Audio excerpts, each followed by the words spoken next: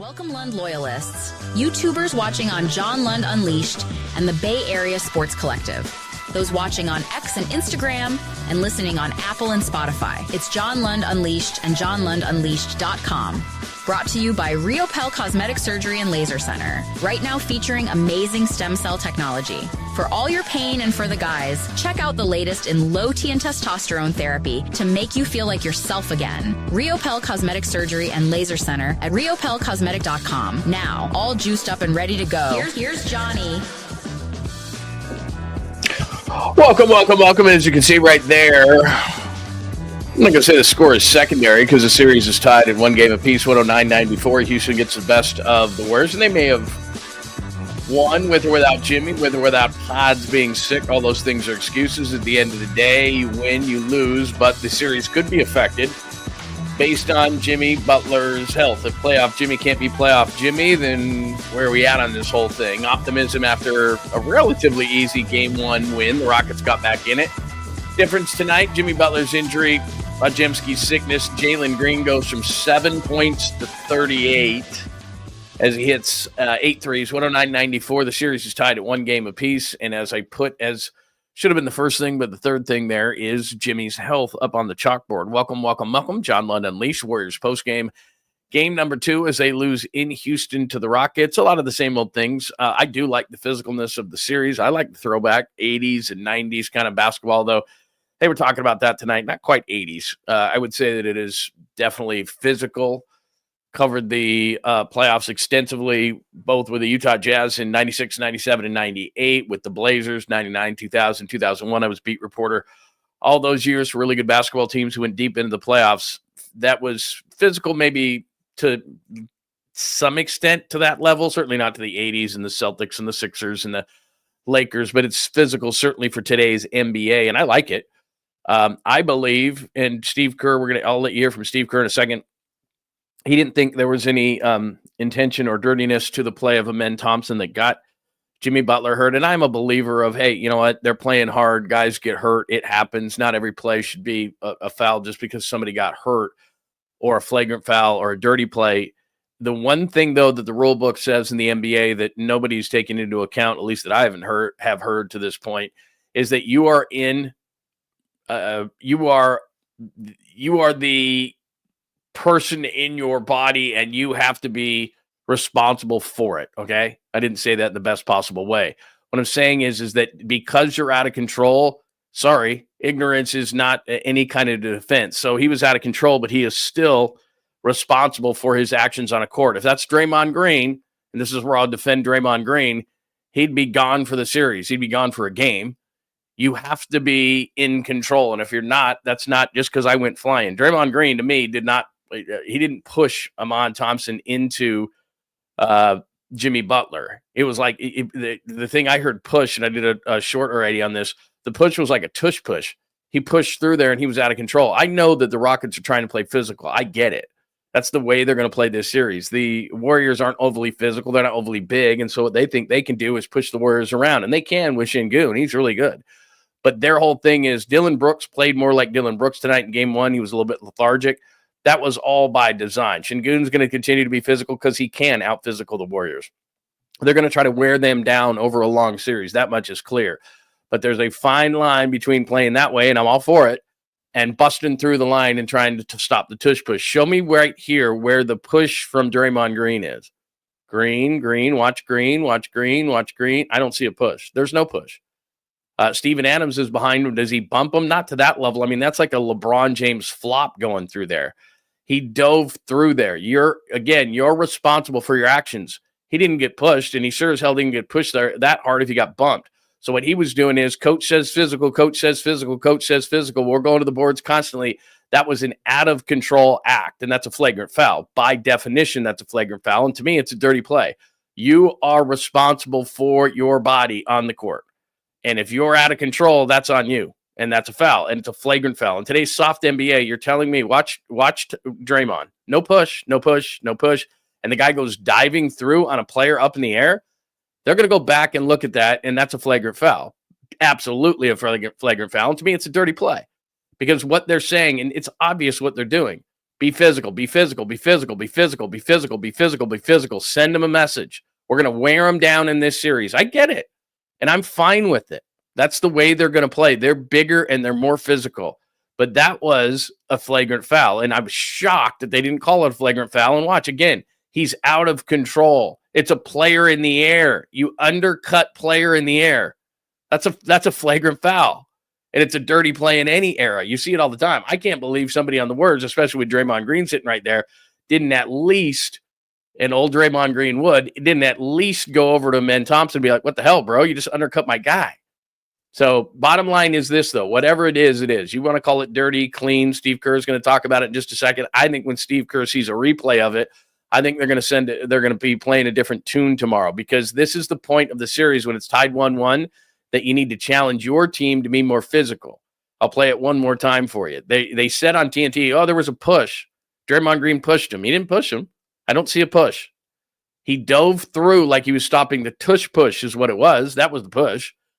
And the message from Ime Udoka is loud and clear. We're going to be tougher. We're going to out-physical them. We're going to outlast them in the series. He took his legs out. He dove through him with the official standing right there. That's a flagrant foul. And if it's Draymond Green, he's getting a game. At least a game. So to me, that's a dirty foul, because by definition, you have to be in control of your body. And the fact that you're out of control does not mean it's not a foul or a flagrant foul. I think the league's going to look back at it, call it a flagrant. I think Steve Kerr, let me let you hear from Steve Kerr in a second, and then let's discuss that. Here's Steve Kerr. This is a courtesy of Anthony Slater, who does a great job covering the Warriors for The Athletic. Always says he's going to be fine. But we have to wait to see with the MRI. What did you think of the foul, or how he went down? Did you think it was? I haven't seen the replay. I asked our guys behind the bench, and they just said it looked like there was some physicality on the rebound, and I think Thompson just inadvertently found himself underneath Jimmy, just based on the tug of war that was going on there. So we didn't. He goes on to say, and I cut that a little bit short. Sorry, I was trying to cut it fast, but he said we didn't think it was intentional or flagrant or anything like that. I think they're going to look back at it, and I think they're going to change their tune. And one of the reasons they're going to change the tune is because the game is being played at such a physical level, especially for this era of basketball, that the Warriors, and this becomes, now it's a series.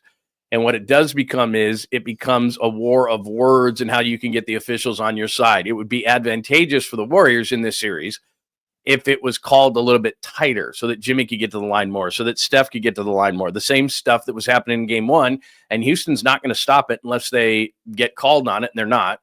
Grabbing, clutching, all the physical things, and that's what happens with Steph Curry in the playoffs, and I get it, but it's advantageous, or to the advantage of the Warriors, if Steph Curry, some of these bear hugs and type things that are going on around the court constantly are being called as fouls. It's going to change the Rockets a little bit because they'll get into foul trouble. And at one of these games, they are going to do that, and they'll probably do it at home more than they would do it on the road. And then that play right there, which could change the series if Jimmy Butler can't play or is limited in his play, is going to change everything, because we know this. The Warriors, before the Jimmy Butler trade, were mediocre. They were a 9-10 type of team. They were 25-26. Jimmy Butler comes aboard. They're the best defensive efficiency team in the league. Offensive efficiency, they're near the top. They're near the top of everything with Jimmy Butler, because he's a perfect complement to Steph Curry. He's playoff Jimmy. He is seasoned. He gives him another scorer. He's Batman to the Robin. He's all these things that we have discussed. Now, knowing Jimmy Butler, and I think you probably feel the same way, but let me know on the chat line, and I'll hit up and do roll call in just a second. As the Warriors lose 109-94, as you're listening to the John Lund Unleashed postgame show right here on YouTube exclusively. And by the way, the Bay Area Sports Collective. So please make sure that you are subscribed, that you have your alerts on, so that you'll know when we'll do post games like this, and when the show, even though we're 8 to 10 normally on weekdays, 8 to 10 Pacific, we'll also do shows on Saturday at 10 a.m. and we'll do shows as needed, like post game shows, post game shows with the Warriors. But so make sure you're subscribed, you have your alerts on, and please give us that like so the algorithm likes us and will send more people our way. But to me, I think they're going to start the war of words, because the more physical this series is, the more it's in the Rockets' favor. Şengün, bigger, stronger, rebounders, Steven Adams, Dylan Brooks can get physical and be physical. So they've got players that can do that. The Warriors have some. If you allow it, then they can be a little bit more physical as well, but they're not as physical as what the Rockets are. They're not as big as what the Rockets are, and if it's a more physical series, it's in the Rockets' favor, and we saw that tonight. They let them play, and I like that. I like playoff basketball being physical, but the Warriors need Steph Curry, some of those clutching and grabbing calls. The Warriors need those sometimes.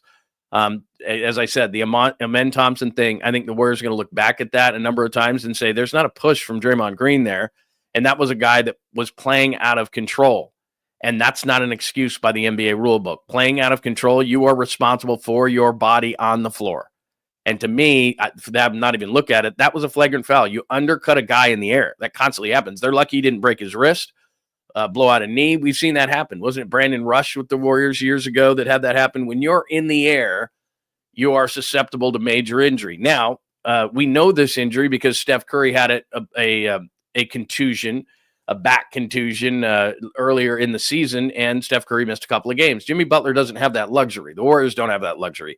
Jimmy Butler's going to play, I think. He's going to have an MRI tomorrow, so we'll see. But if it's just a contusion, which is a fancy word for a bruise, then what we're looking at here is a guy who's going to have to play in pain and deal with it the rest of the playoffs. He's just not going to get the time off because they can't give him the time off. Now, had they won tonight, which was very unlikely because not only was Jimmy out, but they had to play all these cockamamie lineups because Brandon Bajemski just didn't have it. He tried and he went back in. He got an MRI, or excuse me, he got fluids and all those kind of things. He didn't have it. He had wide open shots early. It was clear that he wasn't going to be able to contribute. So now Pat Spencer's on the floor, the former lacrosse player who looks like a guy who's sitting next to the Warriors bench, and Kerr looks down and goes, well, let's try you. The other thing I've got on the chalkboard there was, and I talked about this yesterday on the show. I talked about it in the postgame show in game number 1 when people were asking about Jonathan Kuminga. What did I tell you? I said that if there's ineffectiveness or an injury or desperation, Jonathan Kuminga would play. Well, there was Jimmy Butler injury, and it opened the door for Kuminga. And there were 2 ways that Jonathan Kuminga can handle this thing. He could be mentally mature about it and say, I'm going to show everybody. I'm going to show the Warriors. I'm going to show everybody. I'm not going to be on the Warriors next year. So you know what I'm going to do? I'm going to show the other teams in the league that I'm damn good, and you're going to trade for me, and you're going to give me a max extension because I'm ready at all times. Well, he wasn't. He wasn't ready. And I'm not saying it's easy. He hadn't played in a while, and he looked rusty, but he looked rusty, and then he looked disinterested. He wasn't Jonathan Kuminga. Missed some early shots. He went smooth to the basket for a layup on his first attempt, missed it. Kind of got discouraged, it seemed like. And remember, this was a guy that against the Rockets this year averaged 21.3 points per game and had a career high in December 5th of 33 points. And Steve Kerr talked about it after the game during one of the interviews during the game, that Kuminga had success against the Rockets, so he felt good putting him in. Well, he had no choice but to put him in, and Jonathan Kuminga did not look ready. Not to me. So I would have pulled the beer out of Pat Spencer's hands at the end of the bench because he looked like he was a guy that got good tickets, and all of a sudden Kerr's like, well, we'll try you. Chug your beer, dude. You got to go in the game. Pat Spencer at least was trying and efforting. I just didn't see the effort from Kuminga. I could be wrong because when you say that a professional athlete is not efforting, sometimes it's because they're just such a smooth athlete. I didn't think Kuminga was ready. And like I said, there were 2 ways. You could be either disinterested and pout, which looked like that's what he was doing because he wasn't in the rotation, or you could say, hey, you know what? I'm going to show the other teams. This is a job interview for the other teams. And I didn't think Kuminga was ready. That's just me. I could be wrong. Saturday, game 3. So again, 109-94, series is tied at 1. Jimmy's health is everything right now. Was it a dirty play? I think it was. You are still responsible for your body by NBA rule, even if something like that happens, dude. I think it was intentional. I'm not saying it's so much intentional as you were out of control. I mean, told by your coach, we're going to be physical. You still have to be on the court in control of your body. He did not get pushed by Draymond Green. I didn't see that. They said that on TNT. I didn't watch the local broadcast. I saw it on TNT. Got a lot of respect for obviously Stan Van Gundy and our good friend BA, Brian Anderson, but that wasn't a push. It was an out-of-control player who knows better. That's one of the rules of it. You know how in Anchorman, and they get the news teams together and they say, okay, there's only one rule, no touching of the face and the hair. There's a rule in the NBA, an unwritten rule. You don't undercut guys. You're not trying to hurt a guy. I know it's the playoffs and you're trying to win and you're playing in physical nature, but it's clear that that's what Houston's been told by Ime Udoka. We're going to out-physical them. We're going to outlast them. It's going to be a long series. We're bigger. We're stronger. We're going to out-physical these guys. So it's in their head. And Amen Thompson is a young player, and he was playing out of control, and he undercut a guy, which is a rule in the NBA that you don't do. So I'm interested to hear what Tolbert has to say about it on the Bay Area Sports Collective. He'll get back to his hotel and he'll jump in. But that's just my thought on everything so far. So give me your thoughts. We'll jump out to the box score and look at it in just a second. What do you think of the injury to Jimmy? What do you think tonight? What do you think moving forward? Do you think it was a dirty play, et cetera, et cetera, et cetera? Good evening. I sound like a vampire. Good evening. Good evening to Jake. Baba Booey is here. Chris, it's great to see you, my friend. Let's see. Fiend is here. The 1420. Skills. What's happening, Skills? Steve, it's good to see you, my friend. Kenneth, nice to see you. Let's see. I always not surprised. I get you. It's your boy right there. It's always good to see you, my friend. Who else do we have in the room today? Did I miss anybody? Because we're exclusive, by the way, on YouTube tonight. So nothing on any of the other platforms. I wanted to make it exclusive. Hi, Bebop Jones. Good to see you. I think I saw you when we were doing the draft show today. Very busy today. Did the morning show. Krug and I chopped it up for a couple of hours on the draft. I got a ton of draft stuff for you tomorrow. Joe Schmo, Jesus, everybody, it's great to see you. What do you think? Not dirty. Here you go.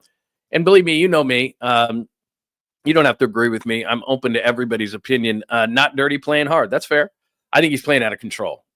If you don't think it's dirty, that's totally cool, and I respect that opinion. He was out of control. And you still are responsible for your body by NBA rule if you're out of control. That's not an excuse. He was out of control. I would say that at the very least.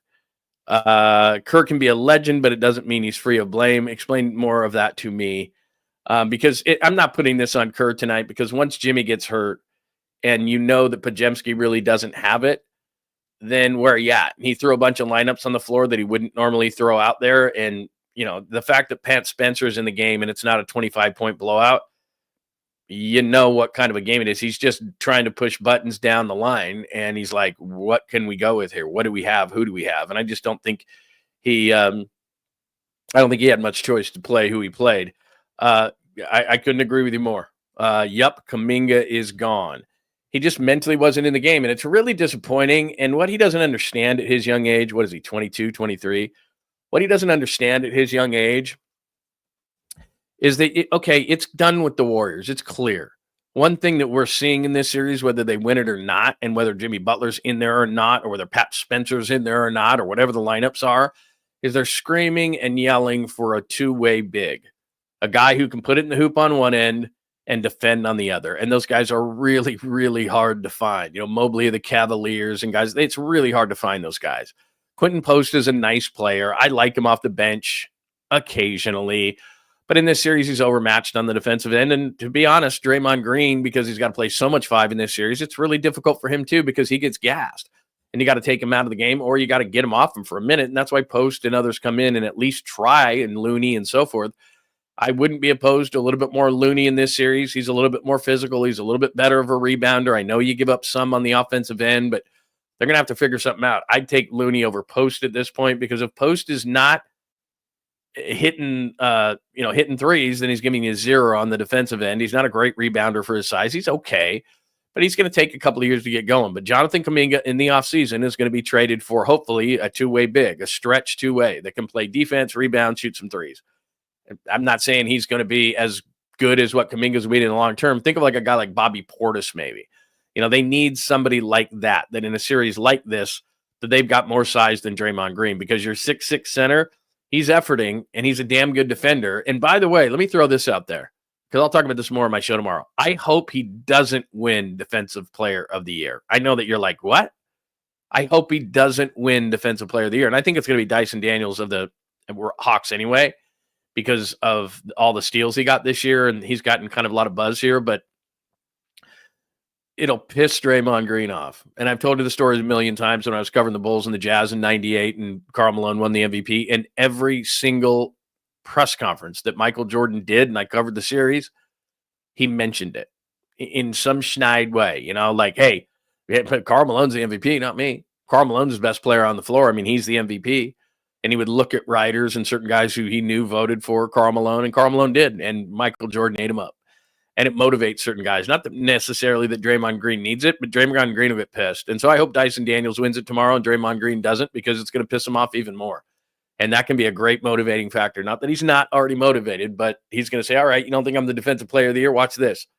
And it's going to be tough, because Şengün's really good. Good offensive rebounder, great passer, great footwork. He's a mini version of Jokic. He's not Jokic, but he's a damn good player, and he's really hard to deal with, and he's longer and bigger than Draymond, and it's going to be a problem this whole series. So anyway, like I said, there's another guy that it's like, come on, man. Like, I know what you're trying to do, and I bring this up all the time. It's, you're playing a heat check game with Buddy Hield, and especially when they had the injury to Butler, because it's like, well, Steph's got to get some rest. The theory for Steve Kerr is, if they've got health, is we can't have Butler and Curry off the floor at the same time because we just don't have enough scoring. And so when Butler got hurt, they tried to bring in Kuminga and see if that was a spark. Didn't work. Kuminga was not prepared. And I'm sure they're going to talk to him. They're going to look at the film and go, dude, you were just not into it. Are you not into it at all? Because you're out of the rotation. You're trying out for every other team in the league. Use that as motivation. If you hate us and you're mad at us, I get it, man. But you're trying out for the rest of the teams in the league, and they're deciding whether they want to give you a contract or not. So play hard, play well, be into the game, be ready. Like, you should have been ready. You're a professional athlete, and it just kind of shows what he's about from a maturity standpoint. And that's one of the reasons why the Warriors haven't and won't and will not give him the extension. That's just the Kuminga that should have been a guy going, you know what? I might not be here next year, but you know what? I'm going to be on some team, and I'm going to show those guys I'm worth the money that they're going to sign me to when you trade me for that big that you need. So there you go. So there's a couple of subplots to the whole thing. Kuminga was not ready. Game 3 is Saturday. Throwback physical game. Jalen Green's the big story. Let me throw the box score up, and I'll jump back out and hear what everybody's saying tonight. Let me just jump up and share my screen with you and show you. Let's see. Is that the box? I believe it is. There you go. There's the final box score, 109-94. And as you can see right there, the big difference offensively. And I told you this before the game. I did a pre on the game, and I said they're going to try to get Jalen Green going early, and they did try. He wasn't good early. He shot a career high 18 threes tonight. Goes 8 of 18 from 3, 13 of 25 overall, and 38 points. I thought Charles Barkley after the game made a great point. If they're going to win, he's got to be more consistent. Now, you're going to look at it and say, well, he's got 45 points in the 2 games. That's 22.5 points per game. That's not the same thing. He scored 38 tonight. He scored 7 in the first game. You're going to go back and forth like, you're going to be on a roller coaster ride. The Rockets would tell you 100 out of 100 that, look, we'd rather have them score 22 a game rather than, 7 and 38. So we'll see if that gave Jalen Green, a young guy who hadn't been in playoff games before and it was a total dud in the first game, if that gives him confidence and he's good the rest of the series. Şengün played a lot of minutes, wasn't quite, but again, he had 26. He had 17 tonight because they spread it around a little bit more. You can see 4 of their 5 guys in double digits. And a guy that won't be talked about tonight is Eason. He played great tonight, and he was in the middle of some of the physical stuff, and he was John with Draymond Green. He was really good off the bench for the Rockets as well. They out-rebound him. Even though the offensive rebounds were, again, in the Rockets' favor, and that's what they do, it didn't crush them as far as second chance points like it did in the first game. It was 22-12 in the first game. Not quite as bad right there. So you see 11-6, still +5, but not as egregious. And remember, during the season, Houston was 14.6 offensive rebounds a game, and it was good for 18 points. So there you go. Moses Moody at times, especially early, hit a couple of early threes. He's got to be more consistent. They're going to need that. Jimmy Butler, I believe, is going to play, but how effective? Draymond was just okay. He was allowing, in game number 1, he didn't allow anything to get to him. In game 2, he was John with Eason. He got a technical foul late. He was allowing Dylan Brooks to get to him a little bit. He's got to get back to, and I think that's the loss of Jimmy Butler. Jimmy Butler has intensity and is a team leader and does hold people accountable, but he does it in a way that's kind of calming. And you saw him leave the court and Draymond Green, and he was frustrated. I get it, but Jimmy Butler just has a calming effect on Draymond Green and the entire team. So that wasn't around. Gary Payton II was much better in game 1 than he was in game 2. As I said, Post was okay. I mean, again, 4 of 9, 4 of 8, good. But on the defensive end, it's a struggle for him. Buddy Hield is a complete 0 if he's not hitting shots. Looney, I thought, would be more of a factor, maybe as the series is going on. Santos wasn't his normal self. And as I said, Kuminga played 26 minutes, got a major chance. And it's not because of the shots. It's not 4 of 12, 2 of 6. It's none of those things. It was just the way he played. And in fact, while Pat Spencer is not 5% as talented as Jonathan Kuminga, he was playing harder. And I'd rather see 61, who looks like he's a fan straight out of the stands to the court, play than Kuminga if Kuminga's not going to play a little bit harder. and a little bit more focused. So there you go. And there's Trace Jackson Davis at the bottom. I don't know who he pissed off. He can't get into the rotation to save his life. In a series like this, in which Trace Jackson Davis is a little bit longer, is a decent rebounder, you would think, again, that he might get some run. The only reason he got the 3 minutes and 40 seconds, obviously, just like Key did, Knox did, those guys are the end of the bench guys, and they played in trash time. I just think, again, I'm not saying Trace Jackson Davis is the greatest, but and I don't think he's a rotation player at this point, but when this game gets this physical the rest of the series, you got to try a Looney, you got to try a Davis. Like, you got to see if you can get some size out there and if they can give you anything. And I'm not saying for long spurts. I understand that Post is more of the flavor that the Warriors want because of his offensive skills, but I think you got to look at some things as this series goes on, because it is clear that the Rockets' goal is to be as physical as they possibly can, as physical as the officials will allow them to be. And like I said, you can disagree with me on the Amen Thompson play that injured Jimmy Butler. I would just say he was playing out of control. And to me, that's flagrant, because you've still got to be in control of your body on the floor. That's the rule. So anyway, I can't wait for Kuminga to play for another team. Another young player Kerr has ruined. You might be right. I mean, look, I've seen this time and time again, and so have you, where a guy just lost his confidence with a certain team. I bring up constantly Jermaine O'Neal when I was covering the Blazers in Portland, and he just never got a shot. They had a veteran team, a lot of good players, a lot of good bigs, and he never got an opportunity, and they traded him because they got beat in the conference finals in a game 7 they should have won over the Lakers. They felt like they needed another veteran big. They brought in Dale Davis, Trace Jackson Davis' dad.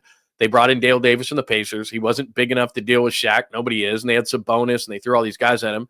And they traded Jermaine O'Neal, really young guy, straight out of high school, was a 17th overall pick of the draft.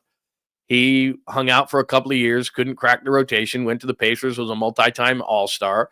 And it was never going to happen in Portland. They had a veteran team. They never had time to develop him. It's a lot like Kuminga.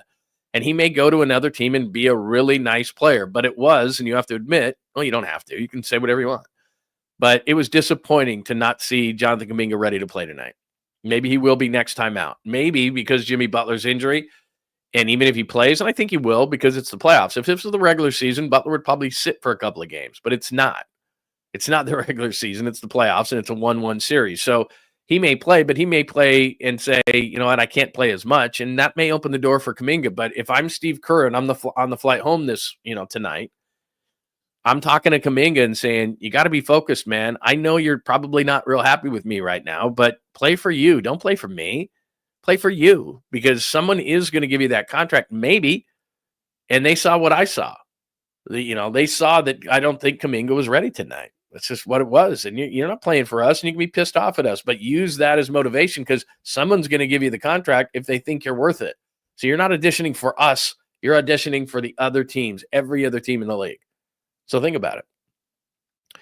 Maybe he can do it. Maybe he can't. But he has been, like I said, it's, everybody looks at Kuminga like he's this innocent bystander.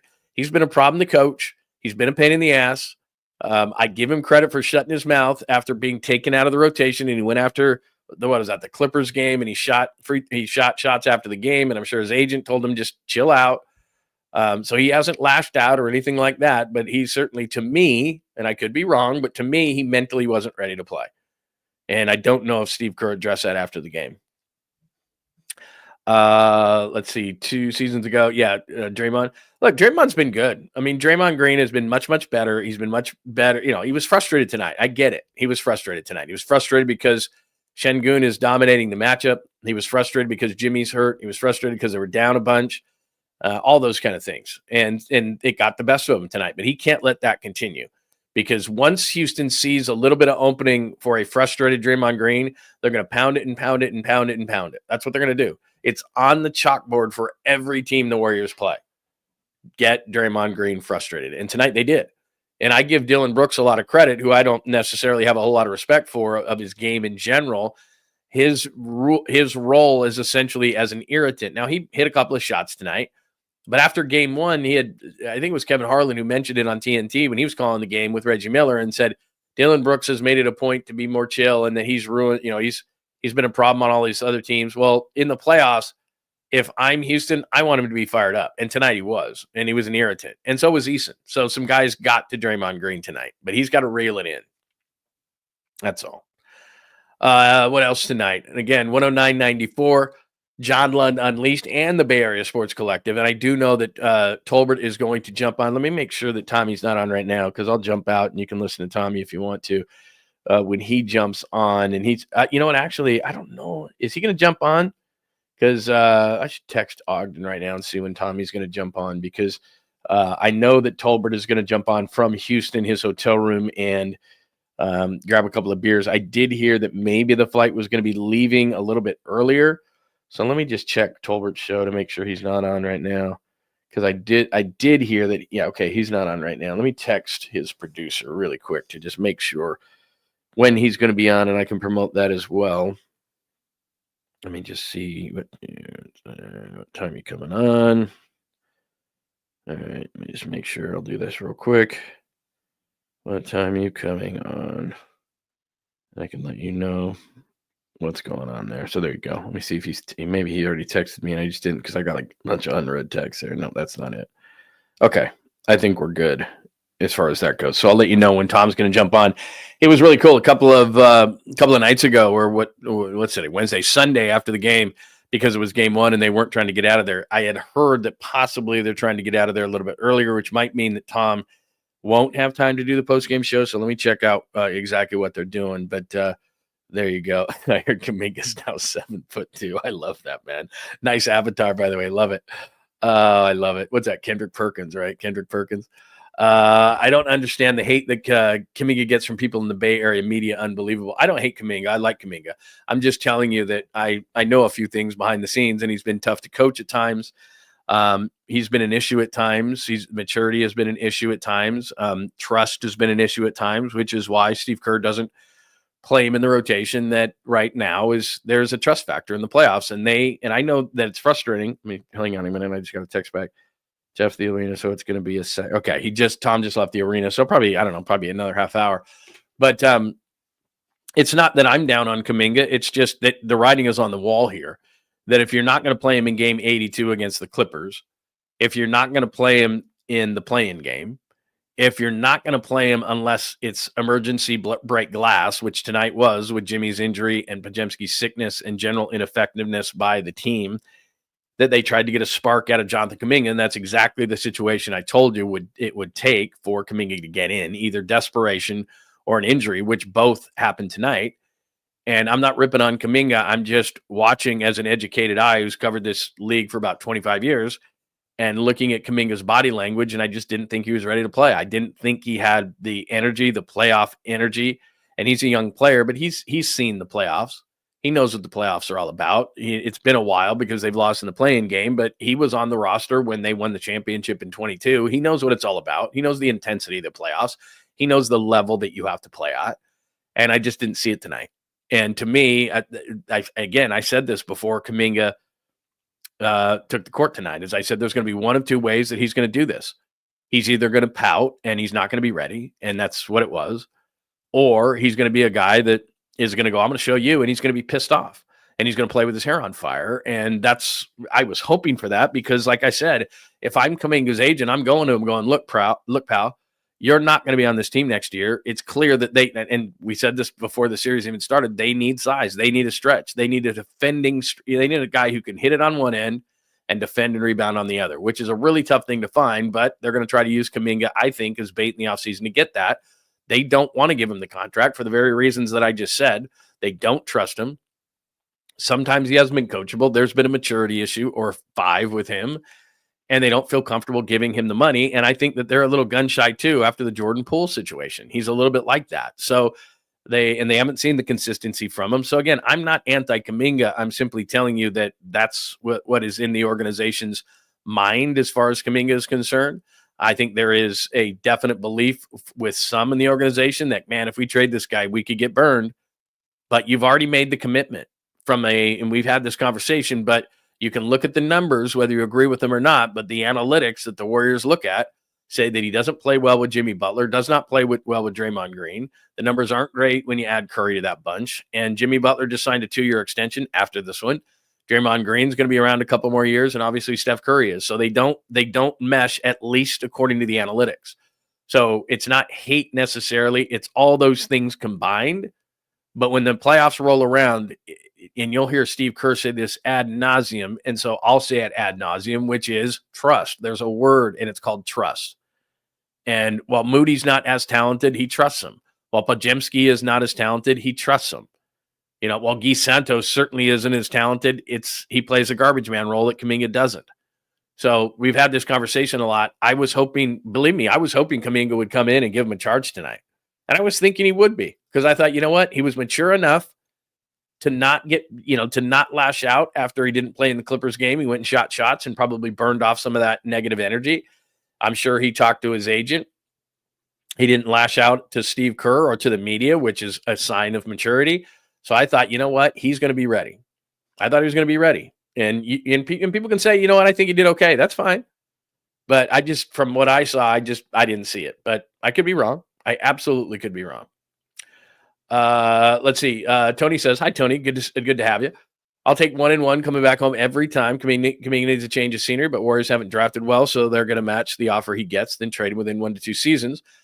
I think they're going to trade him this offseason because there's, like I said, the window continues to shrink. Jimmy and he are redundant in some ways. I mean, Butler's a different player in others, and they're going to take Jimmy over Kuminga all day long and Draymond Green. And if you put those three on the court at the same time, they're not good enough shooters, the three of those guys. And even if you say Podziemski and Curry are, and you heard this tonight from, I heard a little bit of Ime Udoka's press conference in the postgame, and somebody asked him clearly, hey, what do they miss when they don't have Jimmy Butler on the floor? And Udoka said, we can concentrate that much more on Steph Curry. That's why Butler's been so big. You have Kuminga on the floor, we'll take our chances. You have Podziemski on the floor, we'll take our chances. You have Draymond on the floor, we'll take our chances. Jimmy Butler is a true Robin to the Batman, and you have to pay attention to him because not only will he score for himself, he's a great passer. He's an underrated passer. He just makes a lot of things go offensively. And so now they're like, damn, what do we do here? And it opens the floor up for everybody else. So now he's out. You think they're going to respect Draymond Green's shot? If Kuminga's in, you think they're going to respect his shot?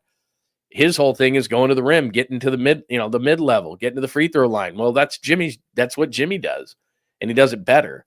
So this offseason, I just don't know where he fits. Kuminga can stay in the gym and jack 1,000 threes a day.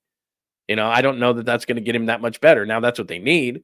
But as we sit right now, given his skill set, unless Jimmy Butler's hurt for this series, having Butler, Kuminga, and Green on the floor at the same time doesn't space you well enough. And if Kuminga was special as a defender or a rebounder, which his athleticism and length and size suggest he could and should be at this point, he would stay on the floor. And the Warriors have pounded the table to him many, many, many times. We get it. You're an awesome specimen. You can score 25 or 30. We love that. But we need you to defend and rebound and be gritty. And he's never accepted that. Excuse me. So that's kind of where Kuminga is. I'm not down on Kuminga. I'm really not. And I think I forgot who put that in there. I think you're right. He probably will go to another team, and he may make the Warriors look silly, but he never will develop here. And I've said that to people when certain guys get traded, and then fans get pissed off and they go, "Oh, we did that. We shouldn't trade that guy." Well, he probably never would have developed here because it's circumstances and situations, and a lot of times that's why a guy does what he does. There are people like Steph Curry and Jimmy Butler and LeBron James and the greats of the great who they're going to thrive anywhere. Doesn't matter where you plant them, they're going to grow. There's other guys who need to be in a great situation. There's other guys who need to be in a perfect situation. Kuminga doesn't need to be in a perfect situation, but he needs to be in a situation where he wasn't the 7th overall pick and there's not all this pressure on him and he can go in. I look at him kind of, I'm going to go a little bit far, not real far back, but Rasheed Wallace, and I've said this story before, he was in Portland and I was there too. And he was counted on as being the top guy. And they had Scottie Pippen and Steve Smith and Damon Stoudemire and all these different guys and Arvydas Sabonis. And they looked at him as the leader of the team and as the number one scorer of the team. And that wasn't his personality. He was much more comfortable blending in on a team, being a defender or a rebounder, an occasional 20-point scorer. But he was more of like a 16, 18-point night guy. but he was so ridiculously talented. He was 6'11". He could shoot from three. He was long. He was athletic. Came out of North Carolina. I'm sure you remember him. And everybody looked at him and said, this guy should be a superstar. He was a good player and he was an all-star type, but he just wasn't, he just didn't have that burning desire kind of a thing. He didn't want to be a number one. He didn't want to talk to media. It wasn't his personality. And then I moved to Detroit. I got a job and I was doing mornings, and Rasheed followed me there. No, he didn't, but he got traded there. And they had Chauncey Billups and Rip Hamilton and Tayshaun Prince, and they had Ben Wallace. And they had guys that were more of the spotlight guys and liked to talk to the media. And Chauncey Billups was the leader of the team, and Ben Wallace was the leader of the team. And Rasheed didn't have to talk to the media, and Rasheed didn't have to score 25 a night. If he scored 18 and grabbed 6 boards and played really good defense because he had good length at 6'11", then that was what the Pistons needed. And so he didn't have to be that player. And I think that if you look at a Kuminga type of a player, I think Kuminga can be a very nice complementary player and make an all-star team or a few. I don't think he's going to embarrass the Warriors and be a Hall of Fame player, but you know what? He's so young, he might be. But some guys they're never going to develop to their full potential until they go somewhere else. And I think that's probably Kuminga. And with Butler having the extension and with Green being around for a while and everything, they're back in that window of there's no two ways. There's no, are we going young or old? Are we going, we're trying for a championship or not? It's clear the direction with Jimmy Butler, the way that they're going. He has 2 years after this. He plays the same position as Kuminga, plays a similar fashion, but better and more mature. And so they're going to trade Kuminga, and what they need, and it's glaring in this series, is size. Not just defensive size, because Looney could give you a little bit of that. Trace Jackson Davis could give you a little bit of that, but they need a guy who can shoot it on one end well enough and play defense and rebound on the other, and give them some more toughness. Because to this point in the series, even in the game one that they won, they're getting pushed around, and it's a physical series, and the officials are allowing that, and that's to the Rockets' advantage. And right now, trust is the word. He trusts Draymond Green at the 5. He trusts Quentin Post. He doesn't trust Trace Jackson Davis. He has limited. I don't know that it's not trust with Looney. It's just, when you put Looney and Draymond on the floor at the same time, and Jimmy when he's in there and he's not a great three-point shooter and doesn't space the floor offensively, then you got Steph getting, corralled by Houston even more than they normally do. They must like him a lot because they give him lots of hugs. But then, the focus becomes more on Steph Curry, which Udoka said after the game that after Jimmy left, it was all hands on deck, everybody to Steph Curry, which it had kind of been. But then it was like, well, we don't have to worry about anybody at that point. And that's what he said in the postgame. So you better hope that Jimmy is okay, because that's the whole deal. Yeah, Looney's a made man. Exactly right. I'm not saying that he doesn't trust Looney. He does. Because in 2022, remember, he's got like 20 boards, 16 boards, 18 boards. They had that. So they were fine. But remember, with a guy like Wiggins, like him or not, he wasn't going to be in the post. He wasn't going to be in the mid-range. He was going to, he was going to be out a little bit more. So you could still space the floor a little bit. So that was his game. So with Jimmy, it's a little bit different. What else do we got? You know what? I got to go back and watch the Giants tonight. So I'll reserve judgment, but I'll get on to some a little bit of Giants. I'm going to watch the game after the post-game show tonight. So I've got to wait on my analysis of the Giants MF, but I appreciate it. As far as, by the way, tomorrow is draft day, so we'll have tons of stuff for you. I have an 8 a.m. show. I got a bunch of new stuff on the draft to talk about, so we'll get to the NFL draft, I promise you, tomorrow, and get a lot on it. Krug and I, by the way, if you missed it, you want in your Jonesins for some draft after this fine analysis of the Warriors' loss to the Rockets tonight, Krug and I did about 2 hours this afternoon on all draft all the time. And to give you a hint, I was trying to talk about the major guys, but, Krug is Krug, man, and he's going to dive into the unknowns and the free agents and the late rounders. So there's a little mix of everything for everybody. Plus, Krug and I were both down at 49ers HQ on Tuesday and spoke with John Lynch, Krista McCaffrey, and Fred Warner. We got some good insight, talking to a few people down there of what they think the Niners are going to do. And there are a few rumors out there. And there always is the night before the draft, as it is Christmas Eve of Christmas NFL tomorrow. So got a lot of good stuff. So if you want to go to my page at John Lund Unleashed, you can watch that conversation after we're done here. Or you can listen to and watch Tom Tolbert on Bay Area Sports Collective, where I am as well, and listen to Tom's analysis. After all, he was in the building tonight, former player. I'd love to get his thoughts on what he thought of the Amen Thompson play on Jimmy Butler. I think anytime a guy's in the air, you got to be careful. He bulldozed through, didn't like the play. I think it should have been a flagrant. And I do think when the Warriors go back and look at that play a little bit more closely, I think they're going to go, out of control player, didn't like it. But Steve Kerr did say tonight that he didn't find fault with it yet. High skills. Like Jermaine O'Neal, who had never worked out in Portland, he had to go to Indiana. Exactly. And we were all there, and we all knew it. We all said, you know what? Jermaine O'Neal got traded. Dale Davis was a plugger. He'd average 10 points, 10 boards, good guy, all that kind of stuff. But we knew that Jermaine O'Neal was going to be the better player in the long run. But the Blazers are going, we're trying to win a championship now. They had lost in the West Finals to the Lakers that year. They were up 13 going into the fourth quarter, which back then was kind of a big lead. Not now with all the jacking of threes, but they thought they were going to the finals. And Kobe and Shaq and Brian Shaw hit this half-court shot right at the end of the third quarter. It was in L.A., and they thought, you know what, we need another big to deal with Shaq. I mean, Sabonis was too slow, and Rasheed Wallace wasn't nearly big enough to deal with Shaq. So they thought, well, we'll pick up Dale Davis. And Dale Davis wasn't big enough. I mean, Dale Davis was about 6'11", 260. Shaq was all of 7'2" and about 340. And he just bulldozed anybody that was in his way. So that was a bad trade for Portland. But the point is that they had a veteran team, like I said, Scottie Pippen, Steve Smith, Damon Stoudemire, Greg Anthony. They had all these veteran guys trying to win a title. And they're like, this isn't going to time out with Jermaine O'Neal, so we're going to trade him for a vet. And that's what I think is going to happen with the Warriors, is they're going to try to get some more size in the offseason, and they're going to use Kuminga as bait to try to do it. And the other side is the difference between this year and past years with Kuminga, he's up for an extension, and the Warriors don't want to pay it. So that's what's going to spur the action at this off season, where other off seasons they didn't. He's got to get paid. What else do we got? Let's see. Yeah. When Curry retires, Kerr's likely going with him if he's not already gone. Yeah, it's just like Phil Jackson. Phil Jackson, after after Jordan, Pippen, all that, he wasn't staying around for the rebuild. Steve Kerr's not doing that. Steve Kerr's a disciple of Phil Jackson. He doesn't want to see the ugliness. Now he's also a disciple of Greg Popovich, and Pop stayed around. I have no idea why, but Pop did. But most coaches, yeah, that's a wrap. I'll move on. And then Phil Jackson moved on and went, hey, look, there's Kobe and Shaq, and they need a coach with the Lakers. I think that's a good idea for me. Like I told you, I've never seen a great coach with bad talent. You know what I mean? Or win with bad talent. Like Bill Belichick. Some think he's the greatest coach of all time. When Brady left and all the talent left, what was Belichick doing? Nothing. Nothing, man. Nothing. All right, what else do we got going? Let's see.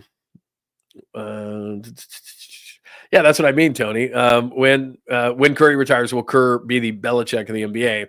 I don't think so. Steve Kerr's got, ties to Southern California. If you've ever been to any of the beach towns in San Diego where he lives,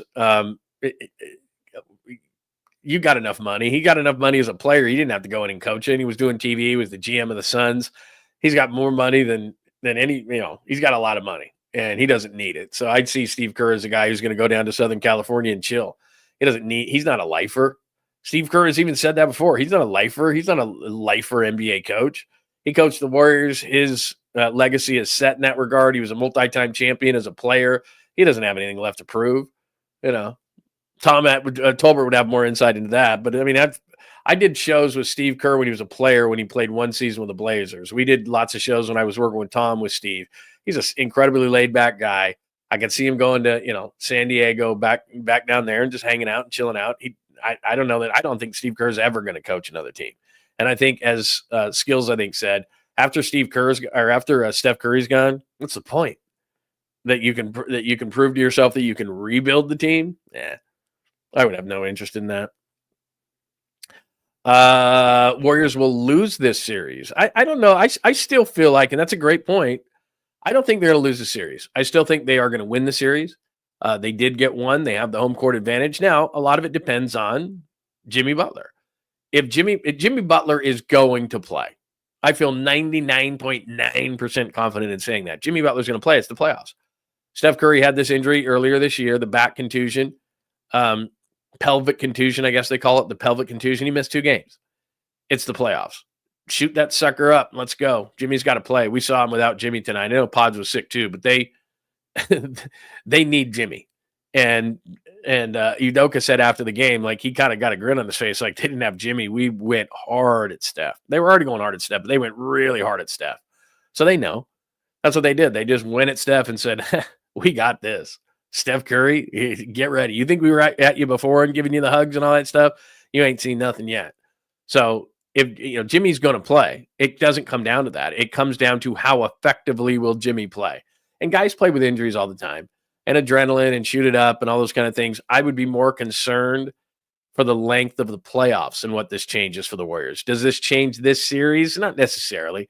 If Jimmy can play through it, and Jimmy's a tough guy, and I think that's and look, Jimmy does play a physical brand of basketball. He doesn't stay out and stand out on the perimeter. He's involved in rebounding and defending and playing tough inside and on the block and all those kind of things, getting the free throw line, taking physical punishment. So I'm not saying it's going to be easy, but I think Jimmy's going to be Jimmy. But now, does this change? Like, is he going to be banged up and this thing going to now linger because he can't have the days off? Is this going to linger throughout the entire time? Because now, after this next game, they get 2 days off until the next game. They play on Saturday. But then it's every other night. So the beginning of this series, and one of the major advantages that the Warriors had was they were going to get enough rest. And now it's after this, they get 2+, so they get, they'll play on the third day, and then it's every other game. So if Jimmy's hurting, what's that going to do for the rest of the series? I think they can win this series, and I think they still will. But what's that going to be like for Jimmy after this series? You got to play a bunch of series. They're an older team anyway. You don't play back-to-backs in the playoffs, obviously, but still, it's going to be tough. Amen Thompson Wake, a great cornerback with that tackle. He's long. He's like 6'7". Look, again, I'll have you be the judge on this whole thing. The commentators are saying that he got pushed. He didn't get pushed. That's an out-of-control player. And because you're out of control does not mean that you're innocent. Because you're out of control, you are in control of your body. By NBA rules, it doesn't matter. To me, there's no push. He dives at the legs of Jimmy Butler. I can't decide what his intent was because I'm not him. But he's being told, and you can tell that Houston's being told physical. And that's in a young player's head like that. So he's saying, I got to be physical. Coach says I got to be physical. Coach says I got to be physical. That's out of control. Guys in the air, you're diving at his legs like you're trying. Like I said, he wasn't pushed. He tush pushed. I got to stop Jalen Hurts. And I'm going to dive through the line. I didn't see a push there. Maybe you saw something differently. And Steve Kerr says that on initial, he doesn't. I don't know. That's not great. Draymond Green does that to a Rockets player. That's at least one game, if not more. And look, I'm not saying that Draymond Green's earned it. He's earned that bad reputation, but that's not dirty. That's definitely borderline if it's not. Don't love it. Don't love it if I'm the Warriors. I'll tell that. And I would say you have to say something about it. Like, they're going to come out next press conference. Mark my words on this. I could be wrong, and then I'll apologize. Or not apologize, but I'll say I was wrong. But next press conference, Steve Kerr is going to say, yeah, I didn't love that play. Didn't love it. He said right after the game, if you missed it, if you joined us a little bit late, here's what Steve said about the play. Let me play this for you again if you missed it. Jimmy always says he's going to be fine. But we have to wait to see with the MRI. What did you think of the foul, or how he went down? Did you think it was anything? I haven't seen the replay. I asked our guys behind the bench, and they just said it looked like there was some physicality on the rebound, and I think Thompson just inadvertently found himself underneath Jimmy just based on the tug of war that was going on there. So we didn't. All right, so and he continued on, and I'm sorry I cut that off. I was trying to edit it fast so I could get it on the show. So he said afterwards we didn't think it was malicious or dirty or whatever. I can't remember the term they used. So, but I just think, he said that after the game. I think what they're going to do is, and maybe this is what they believe, or maybe this is just part of the strategy of playoffs, which it is. I think Steve Kerr, because Houston's being so physical, that he's got to say something about it, some word of warning. Not that it necessarily will help. Sometimes it does, sometimes it doesn't. But I think Steve will probably talk about the physicality of the series. Because again, if it's called like this, the rest of the series, it's advantage Houston. If they get some of the hugs and some of the things like that and some of the calls, then it's advantage Warriors, especially if Jimmy Butler comes back and Jimmy's Jimmy. They want him to get to the free throw line a lot. And by the way, let me pop this up. One thing about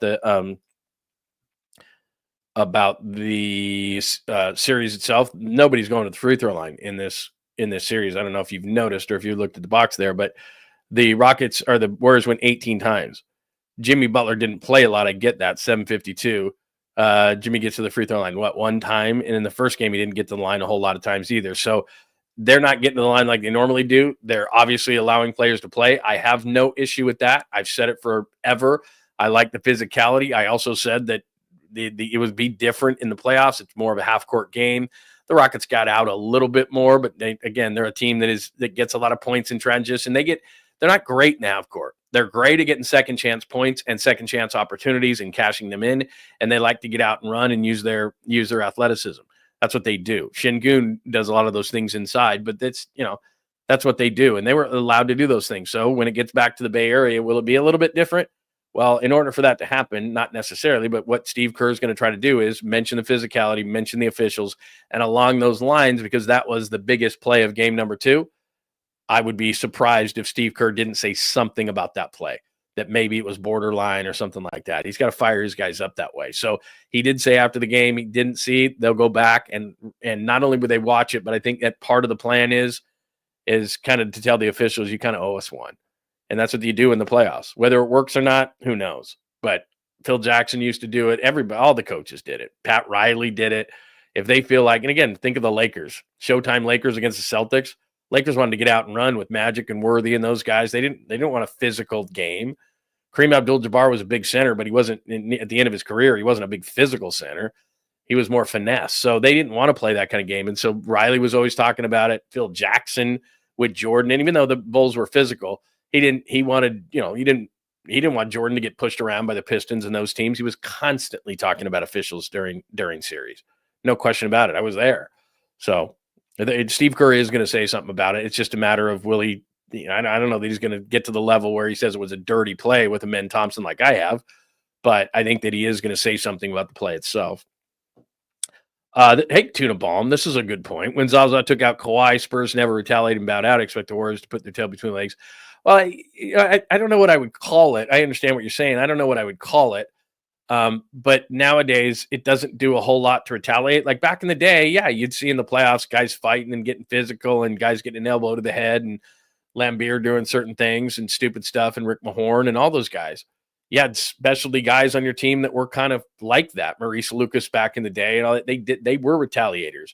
But nowadays, you're going to get kicked out of games, and where's that going to leave you? You're going to get technical fouls or whatever the case. You can't really retaliate. There's no real way to do it. You can be physical, and they're going to do that. But as I said, if Draymond Green does this to another player and goes at his legs like that and comes diving through, how long does Draymond Green get for that play? I mean, I don't mean to go all Bob Fitzgerald on you, but he probably gets at least one. So, but I always say this: he's earned it. He's earned that reputation. Positive, negative, you earn those reputations, and he's earned it in a negative sense. And so, yeah, he'd probably be out for at least a game. People would have been going crazy. I did hear too that Tommy. I just got a text from Daniel Ogden, who produces his program. Oh, I meant to say okay. He says he's back at the room in like 5 or 10. He'll be on soon. Flies back tomorrow. Blah blah blah. Okay, so I'll let you go when Tommy jumps on. I'm on his page right now. Let me just make sure that he's not on yet. He's getting back to his hotel in Houston. He is live. Look at this. Watch this. I'm going to watch his show while I'm doing my show. Oh, don't give me an ad. I don't want to have an ad. The hell, bro? Okay. All right. Looks like he is back. All right. Tolbert is on, so here's what I'm going to do. I'm going to bow out with everybody. Thank you so much for hanging out for an hour with us, which is great for a post-game show because I'm going to be back tomorrow at 8 a.m. on John Lund Unleashed. So here's what you do. If you missed anything on the show, played a little Steve Kerr, played that Amen Thompson for you. You can make up your mind on that whole thing. Series tied at 1-1. Jalen Green, 38 points. The big story, 109-94. Throwback physical kind of a game. I didn't think Jonathan Kuminga was ready. Game 3 is Saturday. Yeah, he's coming on right now. All right. Make sure that you are subscribed. Please give us a like tonight. That'll help the algorithm. People find us and we can grow the community. John Lund Unleashed on YouTube. Also on Bay Area Sports Collective, because if you are on Bay Area Sports Collective, then you would have gotten an alert that Tom Tolbert was coming on and he was at the arena. He's a former player, so he's going to give you great insight. He's going to do that right now. So jump over to Tommy's page. I will be back tomorrow on John Lund Unleashed and the Bay Area Sports Collective on YouTube. Tomorrow at 8 a.m. Pacific time. Then we're going to have draft coverage tomorrow night, so stay right there. Friday, the whole weekend. We'll get all your draft stuff for you because tomorrow is NFL Christmas. All right, jump over to Bay Area Sports Collective. Watch Tommy's show. Thanks for hanging out with us tonight. Warriors lose it 109-94. Series tied at 1 game apiece. And the big story is, will Jimmy Butler be healthy? Tom's going to talk about it right now. Thanks for hanging out with John Lund Unleashed. We'll try to be better next time, though I wouldn't hold my breath. Please like and subscribe on the John Lund Unleashed Pod YouTube channel. Watch live shows weekdays at 8 a.m. on YouTube, Instagram, and X. And make sure to have your alerts on for shows throughout the day or night. All things Lund can be found at johnlundunleashed.com. johnlundunleashed.com. Goodbye!